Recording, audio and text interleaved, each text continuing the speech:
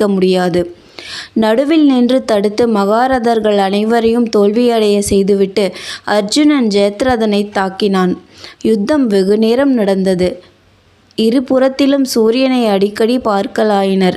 சைந்தவனும் மகாசூரன் எளிதில் அர்ஜுனனுக்கு தோற்பவன் அல்ல. அஸ்தமனம் நெருங்கி சூரியன் செந்நிறம் கொண்டான். அப்போதும் யுத்தம் முடியவில்லை. இன்னும் சிறிது நேரமே இருக்கிறது. ஜெயத்ரதன் பிழைத்தான். அர்ஜுனனுடைய பிரதிஜ்ஞை வீணாயிற்று என்று துரியோதனன் தனக்குள் எண்ணி மகிழ்ந்தான். அப்போது திடீரென்று இருள் மூடிற்று. பாண்டவர்களுடைய சேனையில் பகல் முடிந்துவிட்டது. ஜெயத்ரதனுடைய வதம் நடைபெறவில்லை. அர்ஜுனனுடைய பிரதிஜ்ஞை வீணாயிற்று என்று அனைவரும் பேசத் தொடங்கினர். கௌரவ சேனையில் மகத்தான சந்தோஷ ஆரவாரம் உண்டாயிற்று. ஜெயத்ரதனும் சூரியன் இருந்த பக்கம் திரும்பி பார்த்து கொண்டு பிழைத்தேன் என்று எண்ணினான். கிருஷ்ணன் தனஞ்சயா, சிந்துராஜன் சூரிய மண்டலத்தை பார்த்து கொண்டிருக்கிறான். இருள் என்னால் உண்டாக்கப்பட்டது. சூரியன் இன்னும் அஸ்தமனம் ஆகவில்லை. உன் பிரதிஜ்ஞையை பூர்த்தி செய்ய இதுவே சமயம் என்றான். உடனே காண்டீபத்தினின்று ஒரு அம்பு விடுபட்டது. பருந்து கோழிக்குஞ்சை கவ்வுவதைப் போல சைந்தவனுடைய தலையை அது கவர்ந்தது.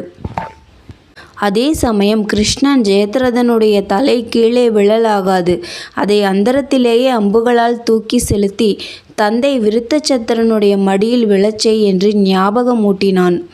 அர்ஜுனன் விடுத்த அம்பு ஜெயத்ரதனுடைய தலையை அப்படியே ஆகாயத்தில் தூக்கிச் சென்றது.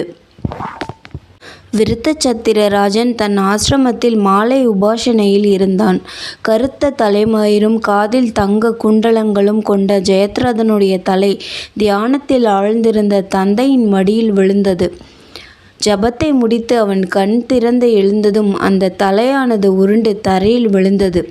என் மகன் தலையை எவன் பூமியில் தள்ளுவானோ அவன் தலையும் அந்த சமயம் சுக்கு நூறாக வெடித்து சாக வேண்டும் என்று விருத்தச்சத்திரன் இட்ட சாபத்தின்படி விருத்தச்சத்திரனுடைய தலை இப்பொழுது 100 துண்டாக வெடித்தது. ஜெயத்ரதனும் அவன் தந்தையாகிய சிந்துராஜனும் வீரஸ்வர்க்கத்தை ஒரே சமயத்தில் அடைந்தார்கள். கேசவனும் தனஞ்சயனும் பீமனும் சாத்யகியும் யுதாமன்யுவும் உத்தமௌஜசும் சங்கங்களை ஊதி வெற்றி முழக்கம் செய்தார்கள். தர்மராஜன் அதை கேட்டு அர்ஜுனன் சைந்தவனை வதம் செய்தாயிற்று என்று அறிந்து மகிழ்ந்தான். அதன் பிறகு எல்லா பாண்டவ சேனையுடன் யுதிஷ்டிரன் துரோணரை பலமாக எதிர்த்தான். 14ஆம் நாள் யுத்தம் பகலுடன் நிற்கவில்லை, இரவிலும் நடந்தது.